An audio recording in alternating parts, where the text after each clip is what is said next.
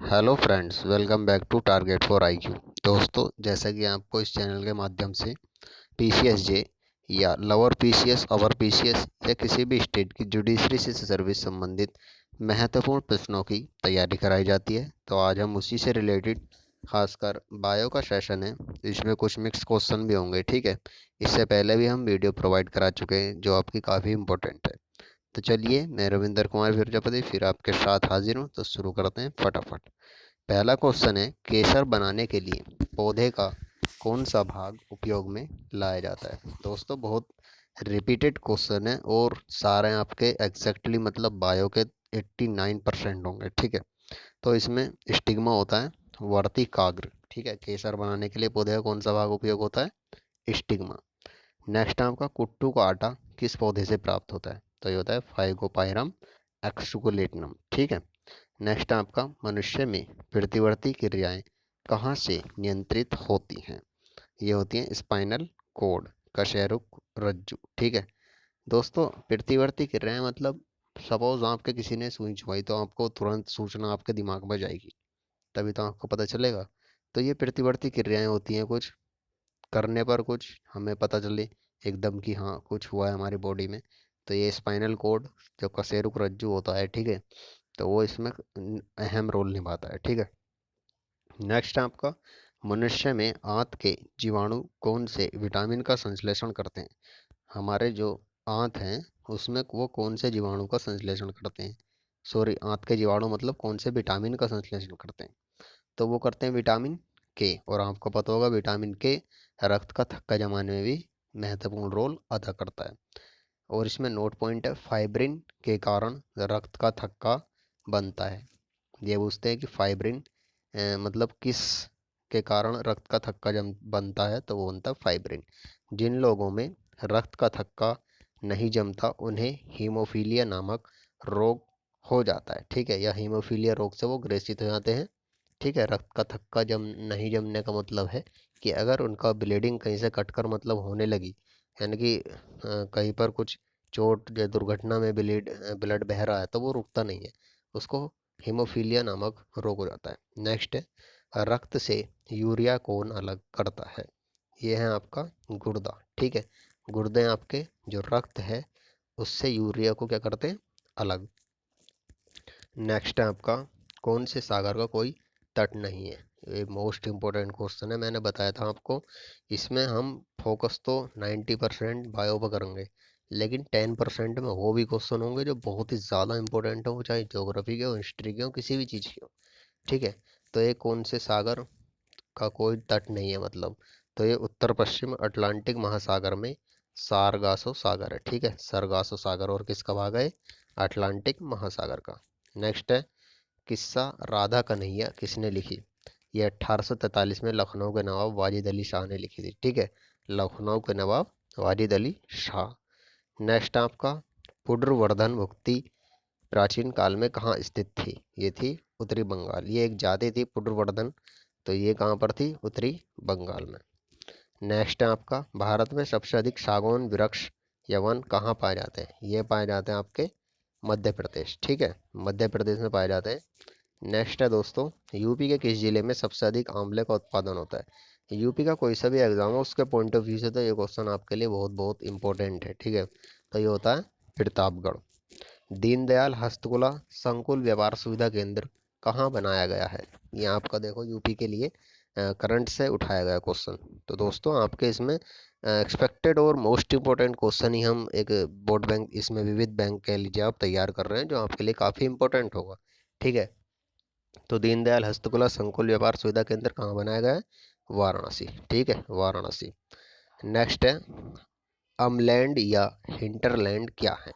ये नगरों के आसपास का क्षेत्र कहलाता है, ठीक है। नगरों के आसपास का क्षेत्र जो महानगर है उसके पास। नेक्स्ट है आपका, डुडांग कहाँ पाया जाता है? डुडांग दोस्तों मन्नार की खाड़ी में पाया जाता है, ठीक है। मन्नार की खाड़ी। नोट पॉइंट है इसका, डुडांग को समुद्री गाय भी कहते हैं, जो मन्नार की खाड़ी में पाए जाने वाला शाकाहारी और स्तनधारी जीव है, ठीक है। ये शाकाहारी है। तो ये डुडांग बूझ लेता है कि मतलब क्या है। पहली बात तो बोलेगा समुद्री गाय कहाँ पाई जाती है? मन्नार की खाड़ी में, ठीक है। नेक्स्ट नोट पॉइंट आपका बहुत इंपॉर्टेंट। वन्यजीव संरक्षण अधिनियम 1972 के तहत यह विलोपन की कगार पर है। ठीक है, अधिनियम वन्यजीव संरक्षण अधिनियम कब आया? 1972। नेक्स्ट आपका, भारत में कौन सा पक्षी सबसे खतर संकटापन्न किस्म है, मतलब विलुप्तता की कगार पर है? तो वो है ग्रेट इंडियन बस्टर्ड, यानी कि सारंग। ये सारंग पक्षी संकटापन्न स्थिति में है। ठीक है। नेक्स्ट आपका, मच्छरों के नियंत्रण हेतु कौन सी मछली का प्रयोग किया जाता है? मोस्ट इंपोर्टेंट क्वेश्चन है। तो यह है गैम्बूसिया। कौन सी मछली है? गैम्बूसिया। नेक्स्ट क्वेश्चन देखते हैं दोस्तों, एक्सरे से पहले मनुष्य को क्या खिलाया जाता है? ठीक है, ये बैरियम खिलाया जाता है।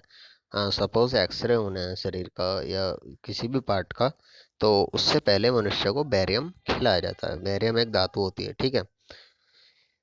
घाव भरने में कौन से विटामिन का योगदान होता है? दोस्तों, विटामिन सी का। स्रोत तो आप जानते होंगे इसके, आंवला, नींबू, खट्टे फल विटामिन सी के स्रोत होते हैं और इसका रासायनिक नाम एस्कॉर्बिक एसिड होता है। ठीक है। नेक्स्ट क्वेश्चन है, प्रथम विश्व युद्ध में किस जहरीली गैस का प्रयोग किया था? Mustard gas. Most important question है, किस गैस का प्रयोग किया गया था? Mustard gas. नेक्स्ट है आपका, जार्विक 7 क्या है? दोस्तों, जार्विक 7 आपका कृत्रिम हृदय है। ये मोस्ट इम्पोर्टेंट क्वेश्चन है।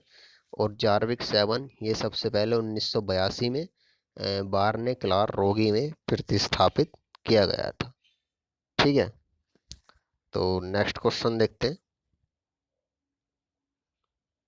एक स्वस्थ मनुष्य दिन में कितना पेशाब करता है? तो दोस्तों, ये 1.5 से 2 लीटर। ठीक है। और ये बहुत ही बार पूछ लेता है कि जो मनुष्य का पेशाब होता है, मूत्र होता है, उसका पीएच मान कैसा होता है? तो उसका पीएच मान दोस्तों 6 होता है, मतलब 6, जो थोड़ा अम्लीय होता है। ठीक है, अम्लीय आपको पता है, एक पैमाना होता है जिस इधर 7, इधर वाले जितने भी होंगे वो अम्लीय और इधर वाले क्षारीय, और 7 पर जो होगा वो क्या होता है? उदासीन। तो ये भी याद रखिएगा। ठीक है।